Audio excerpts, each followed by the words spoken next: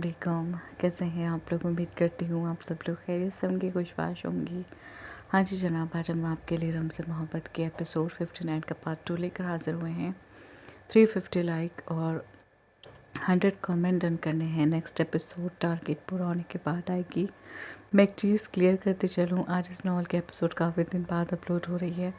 Last episode Eid special episode थी। इस episode का कुछ हिस्सा रहता था जिसमें जन्नत, यासर अली और इसरा के सीन्स लिखे जाने थे, बट वो नहीं हो पाया था। मुझे ये सीन लिखने हैं तो कोई ये नहीं कहेगा कि आप ही ईद को गुजरे हुए 1 महीना हो चुका है और आप अभी तक ईद के सीन लिख रही हैं। थोड़े से सीन है, लिखने ज़रूरी हैं। Hope you understand. युसरा इधर आओ। युसरा टेबल सेट कर रही थी जब बख्त खान ने इसे पुकारा। वो अपने हाथ में पकड़ा खीर का बोल वहीं रखकर बख्त खान के पास आ गई। ये लो तुम्हारी ईदी। बख्त खान ने 500 के कई नोट इसके तरफ बढ़ाए जिन्हें इसने मुस्कुराकर थाम लिया। फिर इसने इकरा को बुलाया। इतनी ही ईदी इकरा को दी। ये लो अना की भी तुम ही ले लो। इसने अना की ईदी भी इकरा को थमाते हुए कहा, लाला आप खुद दे दें। इसने पैसे वापस करते हुए कहा, क्या हुआ? बख्त खान ने पूछा। आजकल हम दोनों एक दूसरे से बात नहीं कर रहे, कहकर वो साइड कुर्सी पर बैठ गई। बख्त खान ने एक नज़र से देखा, भी फिर थोड़ी दूरी पर खामोश बैठी अना को। बख्त खान ने हुनकारा भरा, फिर यासर और अहमर को ईदी देकर जनान को अपने पास बुलाया। ये अना को दे दो। इसकी ईदी जनान को देते हुए बख्त खान ने कहा। वो खामोशी से अना के पास आई और इसे ईद की मुबारकबाद देकर ईदी देने लगी। अना का दिल तो चाहा कि इसे खूब खरी खोटी सुनाए, लेकिन ईद के दिन का ख्याल करते वो चुप हो गई। इसे खामोशी से इसके हाथ से ईदी ले ली। सब चलें खाना खा लें, खाना लग चुका है। ज़र बीबी ने कहा तो सब उठकर डाइनिंग रूम की तरफ बढ़ गए। खाने से फारिग होकर सब लोग फिर अपने अपने कामों में मसरूफ़ हो गए। बोई का फ़ोन आया तुम्हारे पास? वो दोनों लिविंग रूम में बैठी थी जब जनान ने युसरा से पूछा। अली के जिक्र पर युसरा की गुलाबी रंगत में सुर्खी घुल गई। इसने सर झुकाकर आहिस्ता से नफ़ी में सर हिला दिया। सच कह रही हूँ? जनान को हैरत हुई। हाँ सच, युसरा ने यूं ही सर झुकाए जवाब दिया। हैरत की बात है, इन्हें तो तुमको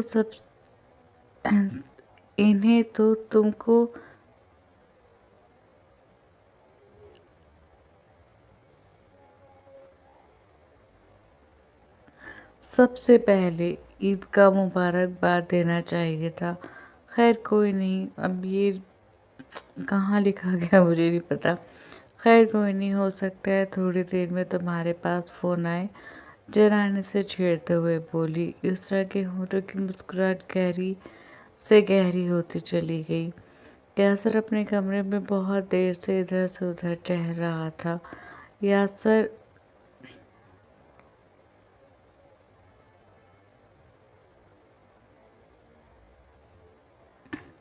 अंदाज में कुछ बेचैनी सी थी। वो रात से जन्नत का फ़ोन ट्राई कर रहा था, लेकिन उसका फ़ोन नहीं लग रहा था। वो इसे कई मैसेज भी कर चुका था, लेकिन एक मैसेज भी इस तक नहीं पहुंचा था। क्या हो गया है? न फ़ोन लग रहा है, न मैसेज पहुंच रहा है। क्या करूं मैं? फ़ोन को बेड पर फेंक कर वो बेड पर बैठ के अपना सर दोनों हाथों में थामते हुए बोला। अजीब सी बेचैनी ने इसे आ घेरा था। अजीब से वसवसे इसके जहन में जन्म ले रहे थे। मोहब्बत हो गई थी तो फिक्र भी होने लगी थी। मेरे पास तो इससे रब्ता करने के लिए और कोई ज़रिया नहीं है। या अल्लाह वो खैर से हो। बेख्तियार यासर के दिल से जन्नत की खैर की दुआएं निकलने लगीं। ادھر جنت رات سے ہی بخار میں بے سدھ پڑی تھی۔ گزری ہوئی یادیں اس کے ذہن کو اتنا مفلوج کر گئی تھی کہ سوچ سوچ کر اس کا دماغ پھٹنے کی در پر آ گیا تھا۔ اسے یقین تھا کہ یہ عید اس گھر میں اس کی آخری عید ہوگی۔ اگلی عید علی کے ساتھ اس کے گھر میں اس کی سنگت میں گزارے گی، لیکن ساری خواہشات، سارے ارمان دھرے کے دھرے رہ گئے۔ پوری رات اسے روتے ہوئے گزر گئی۔ بے تحاشا رونے کا نتیجہ یہ نکلا کہ بخار نے اسے آ گھیرا۔ یوں تو اس کے بخار سے کسی کو اتنا فرق نہیں پڑتا، لیکن عید کا موقع تھا تو انہیں اس کی فکر کرنی پڑی، ورنہ ان کا یہ دن خراب ہو جاتا۔ سو ڈاکٹر کو بلا کر اسے دکھا دیا گیا۔ ڈاکٹر نے اس کا چیک اپ کیا اور کچھ دوائیاں اور انجیکشن لگا کر چلا گیا۔ ساتھ ہی ساتھ ڈاکٹر نے اس کے ماتھے پر پٹی رکھنے کی بھی ہدایت دی تھی تاکہ بخار کا زور جلدی ٹوٹ جائے۔ وہ ابھی تک بے سدھ پڑی تھی۔ کیا مصیبت ہے، تمہاری بہن کو آج ہی بیمار ہونا تھا؟ شمائلہ اس کے سر پر پانی کی پٹی رکھتے ہوئے بولی۔ جنت کے بڑے بھائی اسد کو اپنی بیوی کا یہ رویہ کچھ خاص پسند نہیں آیا۔ تو کیا وہ جان کر بیمار پڑی ہے؟ انہوں نے قدرے غصے سے پوچھا۔ شمائلہ ایک دم سنبھل گئی۔ نہیں، میرے کہنے کا مطلب ہے کہ اگر طبیعت خراب تھی تو رات کو ہی بتا دیتی، کم سے کم اب اتنی تکلیف تو نہ اٹھانی پڑتی۔ انہوں نے ایک دم کہا۔ تم جاؤ یہاں سے، میں خود اس کے پٹی رکھ دوں گا۔ انہوں نے کہا۔ نہیں، میں کر رہی ہوں، شمائلہ نے جلے دل کے ساتھ کہا۔ اب وہ اپنے شوہر کو بھی ناراض نہیں کر سکتی تھی، اس لیے نہ چاہتے ہوئے بھی جنت کے ماتھے پر پٹی رکھنے لگی۔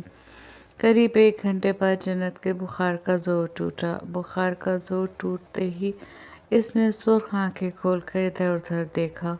چلو خیر ہے، تمہیں ہوش تو آیا، ورنہ مجھے لگا تھا میں پورا دن یہیں تمہاری تیمارداری میں گزار دوں گی۔ شمائلہ اپنے ہاتھ جھاڑتے ہوئے اس کے پہلو سے کھڑی ہوئی۔ ان کا انداز ایسا تھا کہ جنت نے زخمی نظروں سے ان کی طرف دیکھا۔ اسی لمحے اسد بھی اپنے کمرے میں آ گئے۔ کیسی طبیعت ہے تمہاری؟ اس کے پاس آ کر انہوں نے پوچھا۔ ٹھیک، وہ آہستہ سے بولی۔ جاؤ اس کے کھانے کے لیے کچھ لے کر آؤ، پھر اس کو دوائی بھی کھلانی ہے، اسد نے کہا تو شمائلہ غصے کا گھونٹ پیتی کمرے سے نکل گئی۔ یہ اچھی بات ہے، دوسری والی تو صبح سے ہی اپنے میکے چلی گئی اور میں اس کی تیمارداری میں لگ جاؤں۔ وہ کچن کی طرف جاتے ہوئے بڑبڑا رہی تھی۔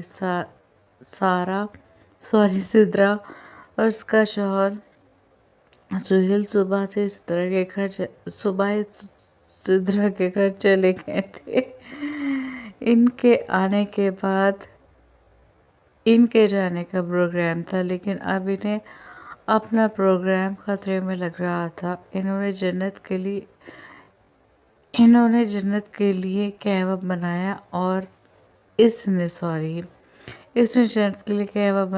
ساتھ میں بسکٹ لے کر وہ اس کے کمرے میں آ گئی۔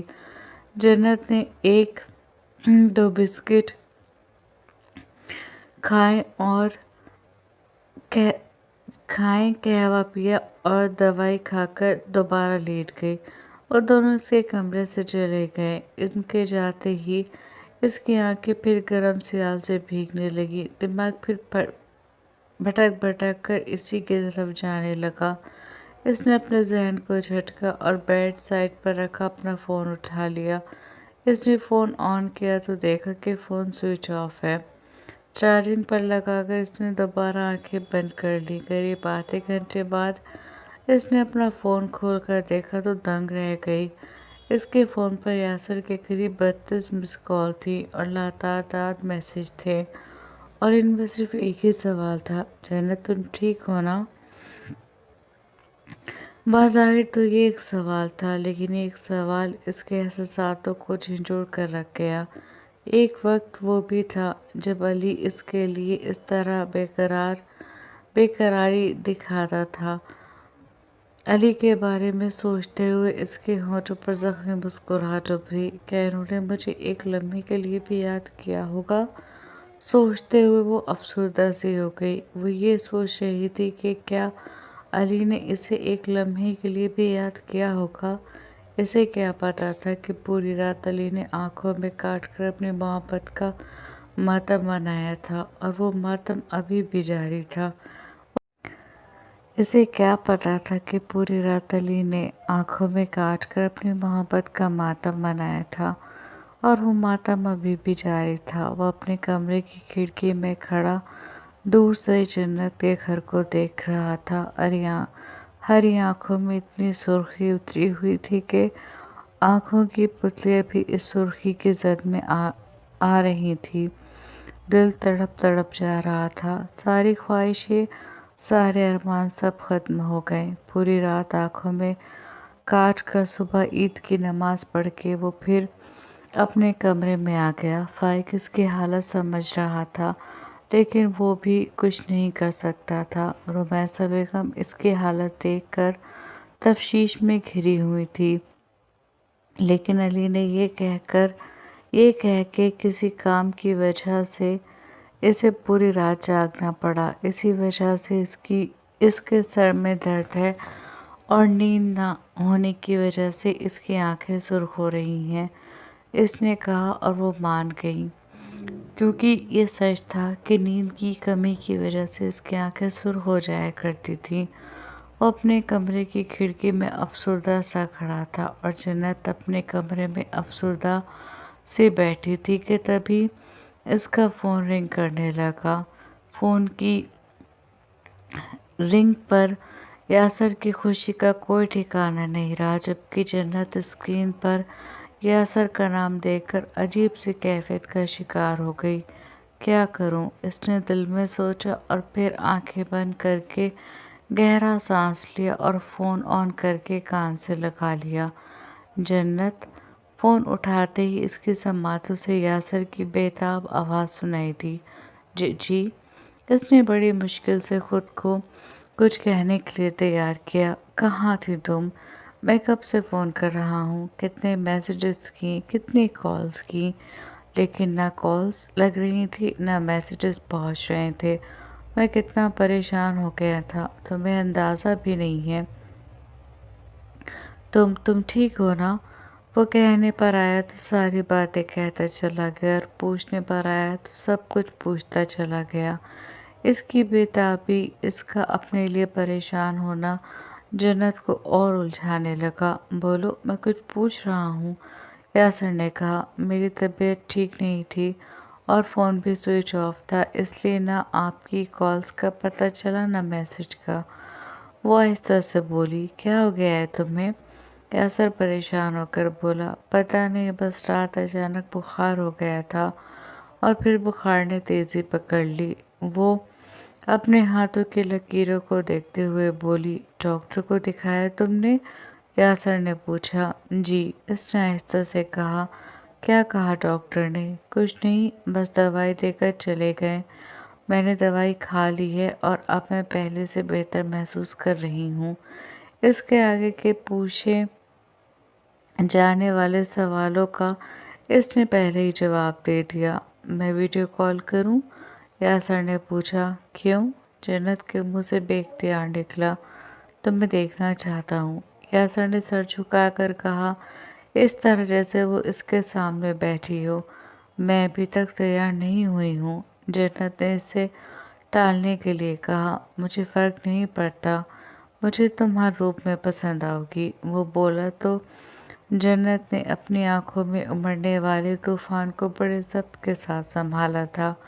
میں ویڈیو کال پر سوئچ کر رہا ہوں، یاسر نے کہا، اور کال کو ویڈیو کال پر سوئچ کر دیا۔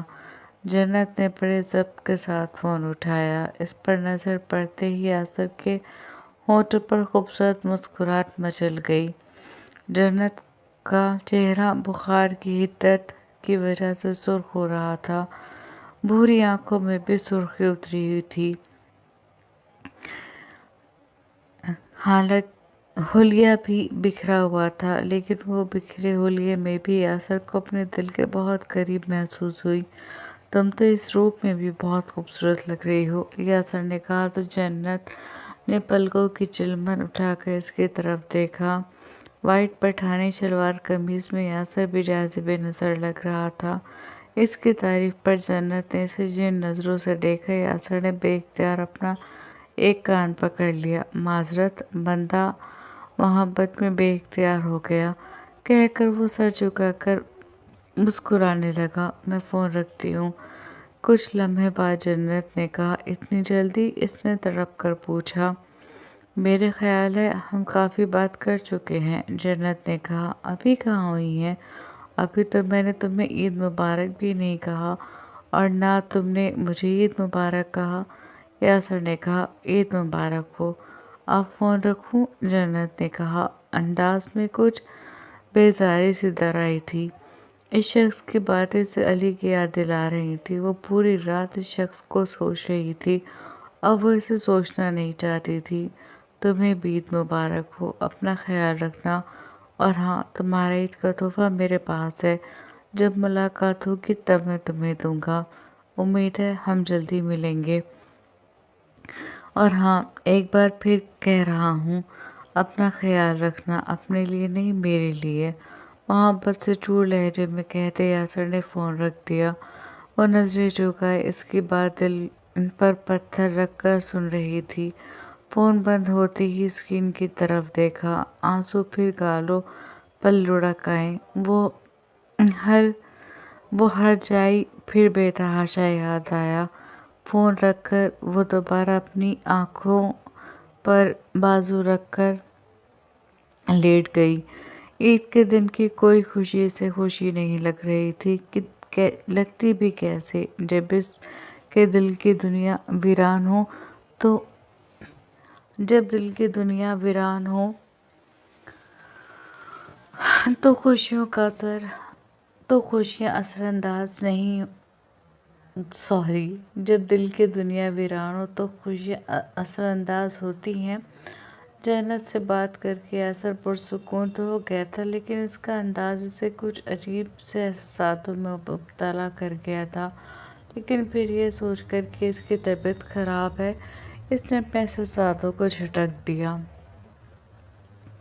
बोई, आपने युसरा से बात किया?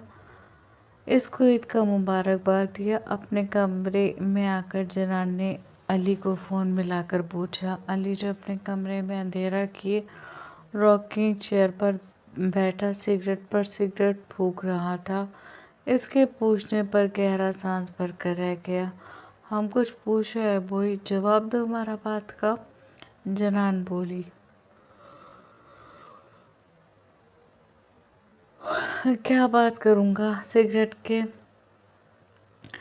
बचे हुए टुकड़े को एश ट्रे में मसलते हुए अली ने पूछा।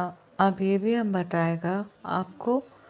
वो कुछ शरारत से बोली। इसकी शरारत पर अली के होंठों पर जख्मी मुस्कुराहट उभरी। नहीं, इसने आहिस्ता से कहा। हाँ तो फिर युसरा को फ़ोन करके इससे बात करो।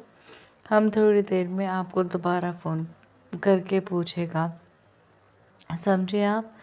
जनान ने कहा। हाँ समझ गया, इसने आहिस्ता से कहा और फ़ोन बंद कर दिया। फ़ोन बंद करके इसने एक और सिगरेट सुलगाई और अपने लबों में दबाकर युसरा का नंबर ढूंढने लगा। इसने अभी तक युसरा का नंबर सेव नहीं किया था। इसे बस इसके नंबर के लास्ट के 3 डिजिट याद थे। थोड़ा ढूंढने के बाद इसे युसरा का नंबर मिल गया। बेदिली से इसने युसरा को फ़ोन मिलाया। वो जो अपने कमरे की खिड़की में खड़ी लाशऊरी तौर पर अली के फ़ोन का इंतज़ार कर रही थी, अपने फ़ोन के रिंग पर पलट कर देखा। फ़ोन बेड पर रखा था। वो जल्दी से आगे बढ़ी और फ़ोन स्क्रीन पर जगमगाते माय सेवियर नाम को देखकर इसके होंठों पर खूबसूरत मुस्कुराहट खिल गई। इसने अली का फ़ोन नंबर माय सेवियर के नाम से सेव कर लिया था। इसे लगा अब सही मायनों में इसकी ईद हुई है। अस्सलाम वालेकुम। फिर फ़ोन उठाते ही इसने अली को सलाम किया। अली के समातों से युसरा की खनकती आवाज़ टकराई। एकदम इसे जन्नत का ख्याल आ गया। वो भी इसी तरह फ़ोन उठाते ही खनकती आवाज़ में से सलाम किया करती थी। अली ने जब से अपनी आंखें बंद कर ली। वालेकुम अस्सलाम। फिर बड़ी आहिस्ता से उसको सलाम का जवाब दिया। अब युसरा खामोश होकर इसके बोलने का इंतज़ार कर रही थी और अली इसके बोलने का। लेकिन इन दोनों में से कोई भी नहीं बोल रहा था। अली उलझा हुआ था और युसरा शर्म की वजह से नहीं बोल रही थी। ईद मुबारक हो। कुछ देर बाद अली ने कहा, आपको भी? युसरा ने कहा, क्या हो रहा था? अली ने पूछा। युसरा का दिल किया कि इसे बता दे कि वो उसे याद कर रही थी, लेकिन वो ऐसा नहीं कर सकती थी। सो कुछ नहीं कहने पर ही एक दफ़ा किया। हुनकारा भरकर वो खामोश हो गया। वो मुझे आपका शुक्रिया अदा करना था। युसरा ने कुछ झिझकते हुए कहा। किस लिए? अली ने पूछा। वो कल जो आपके यहाँ से मेरे लिए कपड़े आए थे वो बहुत अच्छे हैं। मैंने इनमें से ही एक जोड़ा पहना हुआ है। बहुत खूबसूरत है सब। युसरा ने खुद को देखते हुए कहा। इसने ऑलिव ग्रीन कलर का बेहद खूबसूरत सूट ज़ेबतन किया हुआ था जो कल ही अली के घर से इसकी ईदी के तौर पर आया था। अच्छा, चलो अच्छा है। किसी को जो मिला इसे वो पसंद तो आया। अली ने कहा कहते हुए इसके लहजे में अजीब सी उदासी थी। युसरा को उसका लहजा कुछ अलग महसूस हुआ, लेकिन वो कुछ समझ नहीं पाई। मैं आपकी बात का मतलब नहीं समझी। इसने बड़ी सादगी से पूछा। कुछ नहीं, अली ने एकदम संभल कर कहा। इसने हुनकारा भरा। ठीक है, मैं फ़ोन रखता हूँ, अली ने कहा। जी ठीक है, युसरा ने कहा। अल्लाह हाफिज़, अली ने कहा और फ़ोन रख दिया। इसने युसरा को भी अल्लाह हाफिज़ कहने का मौका नहीं दिया। वो जो अल्लाह हाफिज़ कहने वाली थी एकदम फ़ोन कटने पर कुछ हैरान हुई, लेकिन फिर इस हैरानी पर वो खुशी गालिब आ गई जो इसे अली से बात करके मिली थी। फ़ोन रखकर अली ने अपने हाथ में बचा हुआ सिगरेट का टुकड़ा एश ट्रे में मसला और लाइटर उठाकर इसे जलाने बुझाने लगा।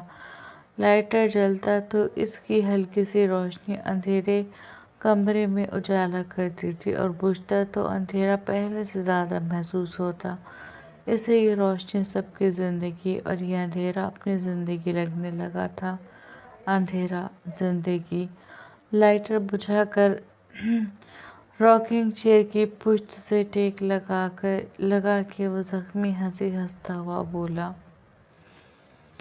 जनान अपने कमरे में आई तो नज़र सीधी बेड पर औंधे मुँह लेटे बख्त खान पर पड़ी। वो दरवाज़ा बंद करके बेड के पास आई और अपने दोनों हाथ मैट्रेस पर जमाकर इस पर झुककर इसे देखने लगी।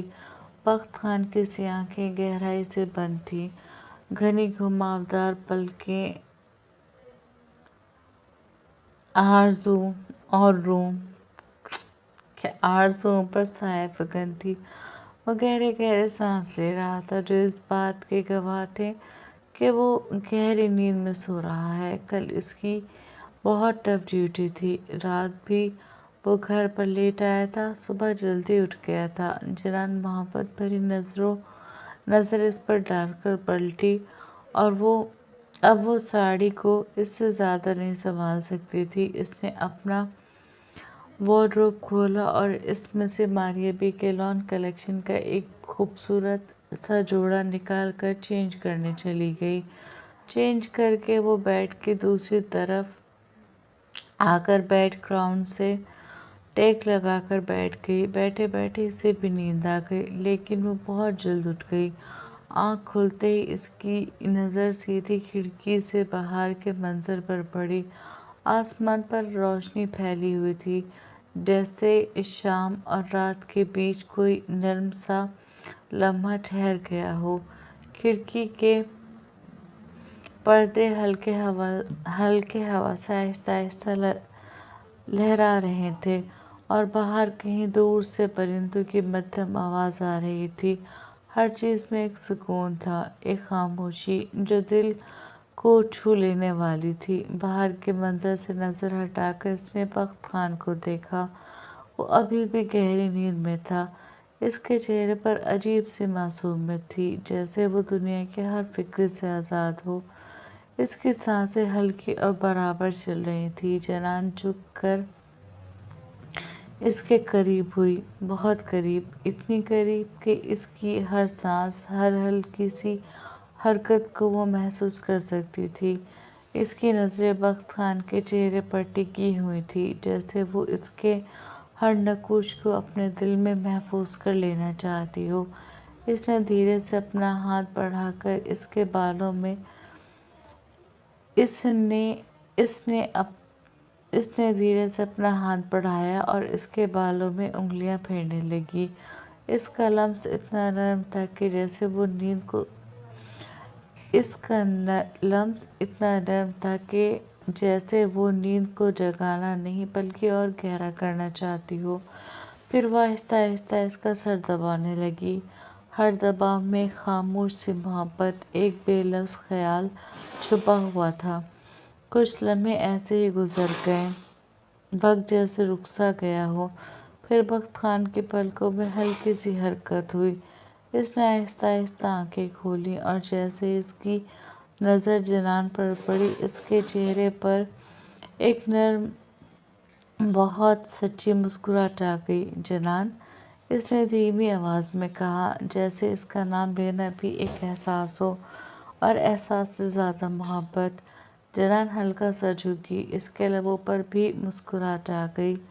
तुम्हारा नींद डिस्टर्ब तो नहीं हुआ खान? इसने बड़ी नरमी से पूछा। बख्त खान ने आहिस्ता से नफ़ी में सर हिला दिया। इसकी नज़र अब भी जनान के चेहरे पर थी। मगर हमको लग रहा है जैसे हमने तुमको जगा दिया, वो बोली। अगर जगाने की वजह तुम हो तो ऐसे नींद का टूटना भी अच्छा लगता है।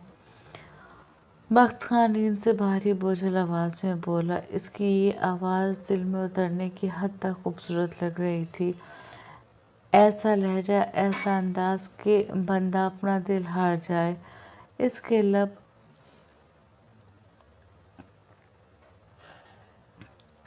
इसके लबो लहजे पर जनान ने नज़र झुका ली। हाथ अब भी इसके बालों में थे।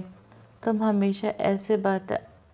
हमेशा ऐसा बातें क्यों करता है खान? इसके बालों से अपनी मखरूती उंगलियां निकालते हुए इसने सादगी से पूछा।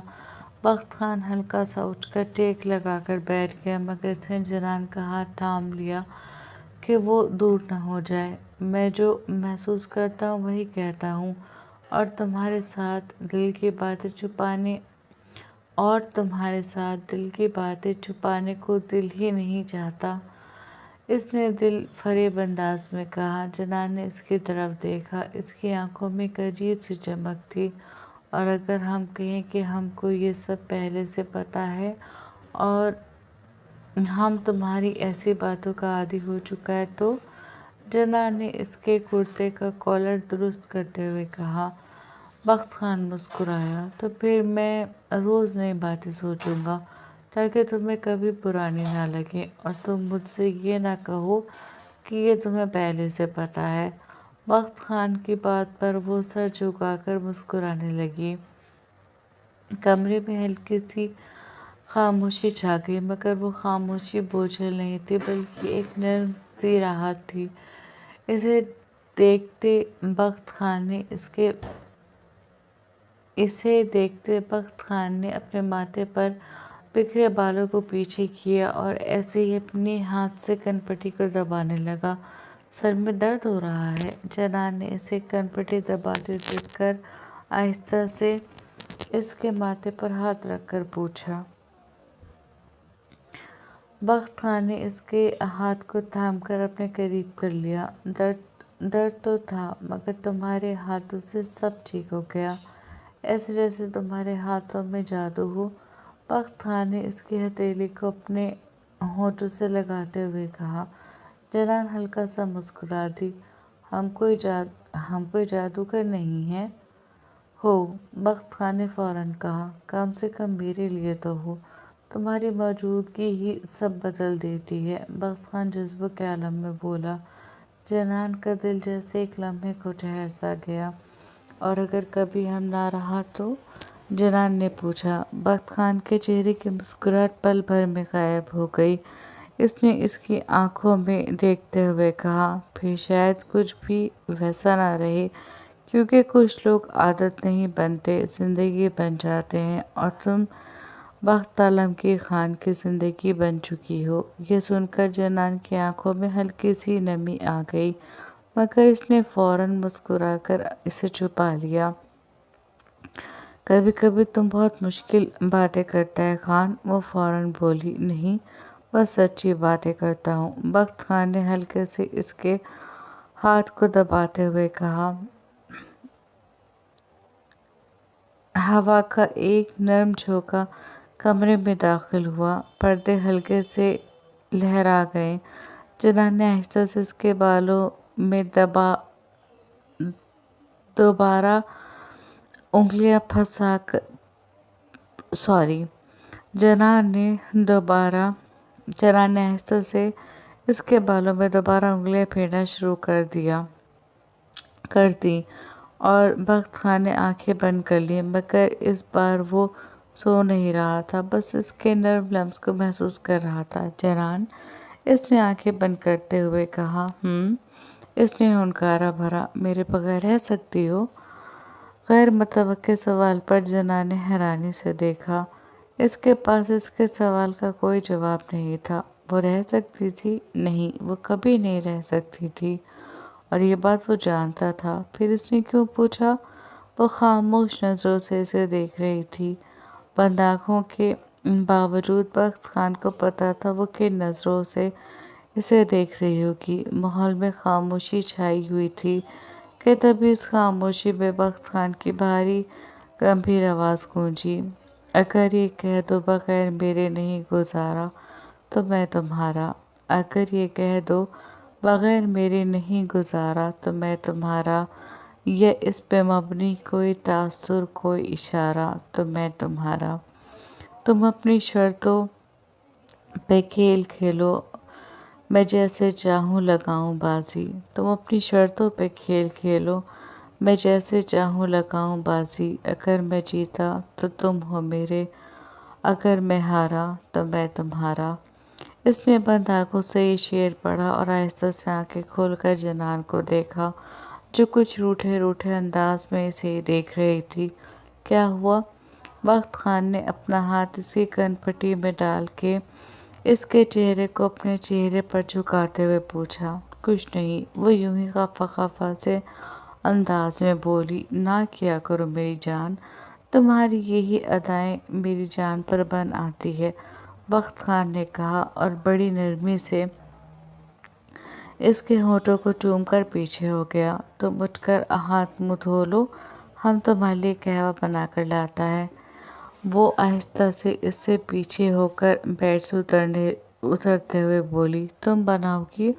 بخت خان نے اپنے دونوں ہاتھ سر کے نیچے رکھ کر لیٹتے ہوئے پوچھا۔ ہاں، لیکن اگر تم کہے گا تو ہم نہیں بنائے گا، وہ یوں ہی بولی۔ نہیں، تم ہی بناؤ، میں تمہارے ہی ہاتھ کا قہوہ پیوں گا، اس نے مسکرا کر کہا۔ وہ اسے دیکھتے پلٹ کر کمرے سے نکل گئی۔ نیچے آئی تو یسریٰ کو بھی کچن کی طرف جاتے دیکھا۔ بوئے سے بات ہو گیا تھا تمہارا؟ کچن میں آ کر اس نے یسریٰ سے پوچھا۔ یسریٰ جو پلیٹ فارم کی طرف رخ کیے کھڑی تھی، جنان کی اچانک آمد اور اس کے پوچھنے پر گھبرا کر پلٹی۔ آپ نے مجھے ڈرا دیا بھابھی، اپنے دل پر ہاتھ رکھ کر گھبراہٹ کے باوجود وہ مسکرا کر بولی۔ جنان اس کے پاس آئی اور اس کے ہاتھ پر اپنا ہاتھ رکھ دیا۔ اب بتاؤ، ہمارا بوئے سے بات ہوا؟ جنان نے اس کی آنکھوں میں دیکھتے ہوئے پوچھا۔ ہاں، اس نے پلکیں جھکا کر جواب دیا۔ کیا بات ہوا؟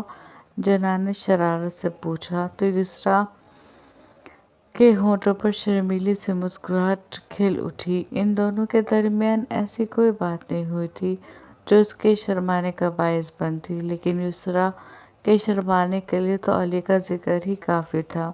ایسا کیا بات ہوا ہے جو تم اتنا شرما رہا ہے؟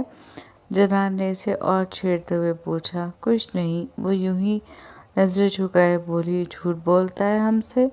وہ بھابھیوں کی طرح رعب دکھاتے ہوئے بولی۔ جی نہیں، میں کوئی جھوٹ نہیں بول رہی ہوں، واقعی ہم دونوں کے درمیان ایسی کوئی بات نہیں ہوئی، یسریٰ نے کہا۔ تو پھر کیسا بات ہوا؟ اس نے پھر پوچھا۔ بھابھی نہ کریں، بیچاری یسریٰ تنگ آ کر بولی۔ چلو نہیں کرتا، جنان نے کہا اور چولہے پر کیتلی رکھنے لگی۔ آپ کیا کر رہی ہیں؟ یسریٰ نے پوچھا۔ خان کے لیے قہوہ بنا رہا ہے، جنان نے جواب دیا۔ میں وہی بنانے آئی تھی۔ میں سب کے لیے بنا دوں گی، آپ جائیں۔ نہیں، ہم خود بنائیں گا، خان کو ہمارے ہاتھ کا پینا ہے، تم باقی سب کے لیے بنا لینا، اس نے کہا اور بخت خان کے لیے قہوہ بنانے لگی۔ زیادہ قہوہ اس سے نہیں بن سکتا تھا، اس لیے اس نے سب کے لیے نہیں بنایا۔ بخت خان کے لیے قہوہ بنا کر وہ کمرے میں آئی۔ بخت خان مغرب کی نماز ادا کر رہا تھا۔ اس نے قہوہ سائیڈ ٹیبل پر رکھا اور خود بھی وضو کرنے کی غرض سے باتھ روم میں چلی گئی۔ 5 دن پر لگا کر اڑ گئے۔ آج یسریٰ کی مائیوں کا فنکشن تھا۔ آذر صاحب کے سارے رشتہ دار شادی میں شامل ہونے کے لیے آ گئے تھے۔ گھر میں صبح سے افراتفری کا ماحول تھا۔ بخت خان کھانے کا انتظام دیکھ رہا تھا، وہیں یاسر اور احمر لان میں مائیوں کی رسم کے لیے پنڈال لگوا رہے تھے۔ جنان کے گھر سے سب یسریٰ کو مائیوں بٹھانے آنے والے تھے۔ زر بی بی ایک ایک چیز کو خود بھی دیکھ رہی تھی، وہ نہیں چاہتی تھی کہ کسی بھی قسم کی کوئی بھی کمی رہے۔ احمد صاحب نے مائیوں کے فنکشن میں کھانے سے انکار کر دیا تھا، لیکن زر بی بی نہیں مانی تھی۔ ان کے ہی اصرار پر آج بھی ان کے لیے کھانے کا انتظام کیا جا رہا تھا اور زبردست کیا جا رہا تھا۔ دنیاوی رواجوں کے مطابق یہ اس گھر کی پہلی شادی تھی۔ گھر کے سبھی لوگ بے تحاشا خوش تھے، بس نہیں تھی تو حبیبہ بیگم اور انا۔ مظہر صاحب بھی اپنے بیٹے کا غم ایک طرف رکھ کر اپنی بھتیجی کی خوشیوں میں شریک ہوئے تھے۔ وہ کام میں ہاتھ بٹانا چاہتے تھے، لیکن بخت خان اور منیر صاحب نے سختی سے انہیں کسی بھی کام کو ہاتھ لگانے سے منع کر دیا۔ وہ آذر صاحب اور زمزہ بیگم کے ساتھ ایک طرف بیٹھے یہ رونقیں دیکھ رہے تھے جو ان کے گھر میں اتری ہوئی تھی۔ ابھی کچھ دیر پہلے وہ یسریٰ سے مل کر آئے تھے اور اسے دیکھ کر بے اختیار ان کا دل رویا تھا۔ اگر ان کا بیٹا اس قابل ہوتا تو یہ چاند کا ٹکڑا اس آنگن سے کبھی نہ جاتا۔ وہ زرد لباس میں ملبوس یسریٰ کو دیکھ کر دل محسوس کر رہ گئے تھے، لیکن دل میں اپنے اللہ سے اس کے اچھے نصیب کی دعا بھی کی تھی۔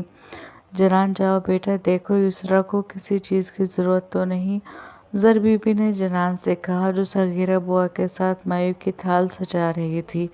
جی مورے، کہہ کر وہ یسریٰ کے کمرے کی طرف چل دی۔ یسریٰ کے کمرے میں پہلے سے ہی اقرا اور اس کی سیکنڈ کزنز موجود تھیں۔